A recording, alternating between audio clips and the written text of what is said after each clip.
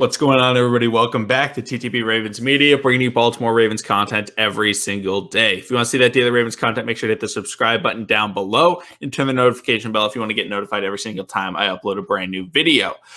Because in addition to the kind of daily content that I normally do during the off season, if there's any sort of news or practice updates or things like that, I make a quick 3-4 minute video typically, and it just goes over the recap, no analysis or anything like that. Just so then you don't have to read like a bunch of the articles throughout, ESPN to The Athletic to BaltimoreRavens.com. I basically just summarize it all real quick, get you the important stuff, and go on. And that's where this video is coming from. Because on, I believe, a couple days ago, I think 2 days ago, which would be Tuesday, I believe. Wow, my dates are bad. But basically, the Ravens had their shareholders meeting, and Wink Martindale talked to the media. And I made a video, and I kind of recapped what was said. And I obviously I didn't analyze any of it. I was just saying it. But it made me very, very, very frustrated. And, when we talk about being frustrated at a Ravens coordinator, defensive coordinator is rarely the issue. But I am not happy with Wink Martindale right now. I'm very upset at what he said. But there were a couple of things he said. The first of which was he said that I'd rather have a corner that can cover than a guy that can rush because I'll get guys to hit quarterbacks. That's our job as a defensive staff. And yes, this is correct. His job is to help get after the quarterback. However, he is seemingly relying too much on his ability, which Ravens fans, we've known this for the last couple of years. He's been relying too much on his coaching ability rather than allowing players to develop. And it's not like him restricting the players' development or anything like that, but it's him not having players that are able to do it without needing the coaching. That's the whole issue. When we play against the Kansas City Chiefs, Wink has to scheme up players to be able to come free at the quarterback. Right? That's exactly what happens. He sends 5, he sends 6, he stunts a linebacker, and then he sends him off the edge, all these types of things. But what happens? Okay? They stunt. Patrick Mahomes goes, oh, whoop-de-doo. Back up, throws it deep, boom, touchdown. I think it was Mecole Hardman last year. Patrick Mahomes is a very good quarterback. So when we play against him, when we play against Josh Allen, and maybe we're scheming guys to come off the edge in a blitz, Josh Allen rolls out to the right, and he's open. He can throw it down the sideline. Those types of things. That happens because we have to blitz.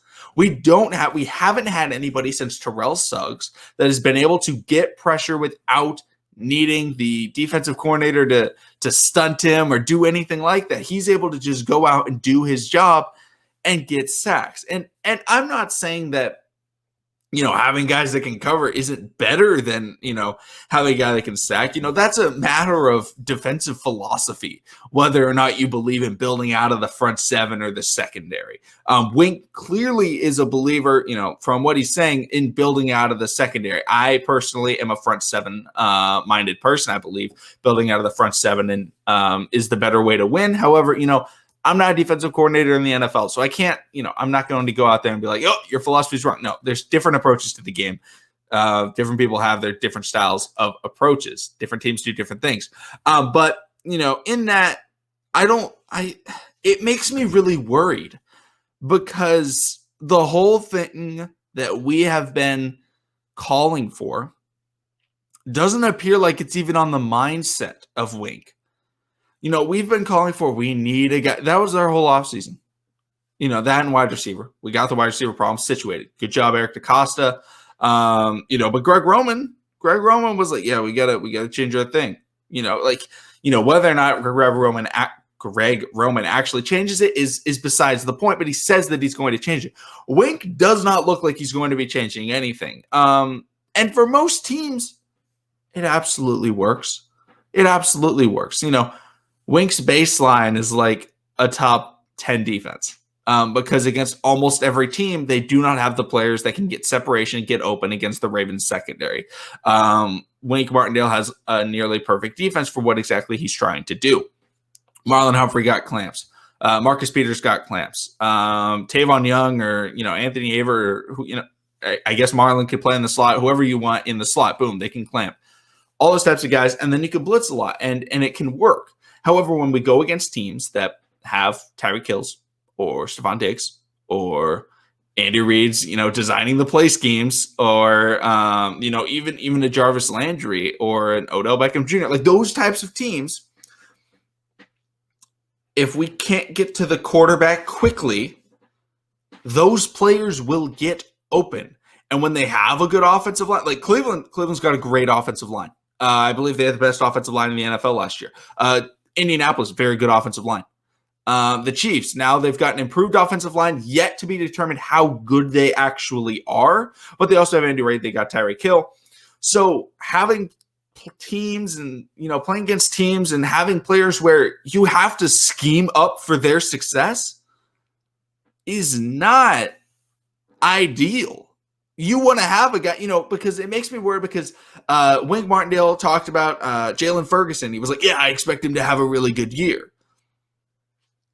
It makes me worried, like, that's not because Jalen Ferguson's all of a sudden developed a bunch of pass rush moves. It's because Wink's just going to put him in more and blitz with him to get him more sacks. And that's something where, like, yes, sacks are good, but we want to be able to get sacks without needing Wink to hold our hand. Think about it. Let's think about it in perspective of basketball. Shout out LeBron James and Steph Curry. Oh my goodness. Heck of a game last night. Heck of a shot by LeBron. Shout out to King James. But let's say you got Stephen Curry. Steve Kerr can go out there, right? And he can go, all right, let's design this play. Steph's going to come off baseline. We're going to double screen the guy guarding him. Corner three, boom, right? That'll work. Steph will hit that shot. Your coach designs up a way for you to get that shot. Wink Martindale designs up the play to get the guy coming free off the edge. And whether or not they finish the hit on the quarterback is the same as if Steph Curry can make that shot. You get guys that can finish that play to the defense. That's why we got Odafe away, because Wink feels like he can finish those plays. He can set the edge and do the things that he asks of him. However, there's another benefit of a guy like Steph Curry. Here's the difference between Steph Curry and Ray Allen. This isn't supposed to be like a full basketball video, but it's the best analogy that I could think of. Steph Curry isn't just a guy that, he just runs around all on the floor and then catches the ball and shoots because of the coach. No, Steph Curry dribbles the ball up the court, and, sometimes he'll just be like, tween, sidestep, 30-foot three.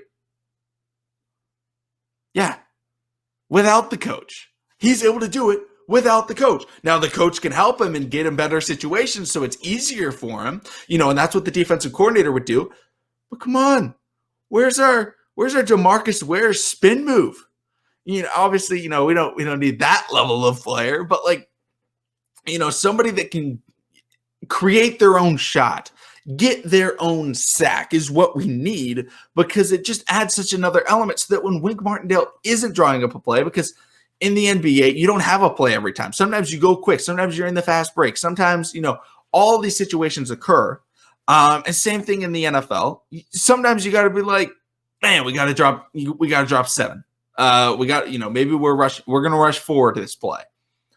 If we rush 4 and nobody can create their own shot, it's like what happens in basketball when you've got a bunch of players that can't create shots. And they basically end up just stalling, passing, and shot clock violation. But every once in a while, maybe a guy will hit a tough 3, but it's not consistent. Every once in a while on the Ravens, when we don't, blitz, we get a sack. But it's nowhere near as consistent as if we had a Steph, a Dame, a LeBron. It doesn't even have to be a player of that caliber. Maybe a Zach LaVine or again, I apologize. If you don't watch basketball, I really apologize. It's just the best possible analogy that I could think of. All those types of things, if we don't have that guy that can ever be relatively consistent coming off the edge, and Wink Martindale doesn't believe that's an issue, it's a major issue, because the teams that we play against are able to counter what happens. It's almost like when we play the Chiefs, rim has double rims or something like that. It makes it harder to shoot because they have Tyreek Hill. They have, Patrick Mahomes. They have a good offensive line. It makes it more and more difficult. Like the 3-point line is farther and farther away because it's harder to hit. But that's the main issue that I see with it. And Wink also said that sacks were superficial. I don't like hate that statement. I think, as long as the player gets to the quarterback and affects it in some way, affects the pass, rushes a throw, knocks the ball down, like all that stuff is very valuable. Like, and showing sacks doesn't show how good of a player you are, especially off the edge. I'm not frustrated about that, but I'm frustrated with him seemingly thinking that it's okay that the Ravens don't have anybody that can generate their own pressure. Like, he's like, no, that's my job. Sometimes, in the NBA, with 20 seconds left, you call timeout, your coach draws up that play, boom. And in that situation, if Wink Martindale's like, we need a sack, yeah, he can probably draw something up and have a good chance. But every play, you don't draw up a blitz. The Ravens do not blitz every play. But every time that they don't blitz, they're at a disadvantage because the quarterback typically knows, like, okay, they're not going to get around the edge unless they're, you're playing a team with a horrible offensive line. So that's kind of my Ravens rant today. Let me know in the comments what you think about it. Let me know in the comments what you think about, I don't know, NBA stuff. Wizards play tonight. Hoping the Wizards are able to pull it out because I'm a huge Thunder fan. So obviously, therefore, I absolutely love Russell Westbrook. So go Wizards. Let me know who your NBA playoff team is. Let me know your thoughts on Wink Martindale. I almost said Greg Roman right there because typically when I talk about coordinators, it's about Greg Roman. But let me know what you guys think about this because it's making me a bit frustrated because I want this defense to be great. And with the things that he was saying, I'm a little bit more doubtful. So thank you all for watching. Subscribe, Daily Ravens content. Come in to the live stream Saturday live with the viewers at 3 p.m. Eastern time. And I'll see all of you again tomorrow.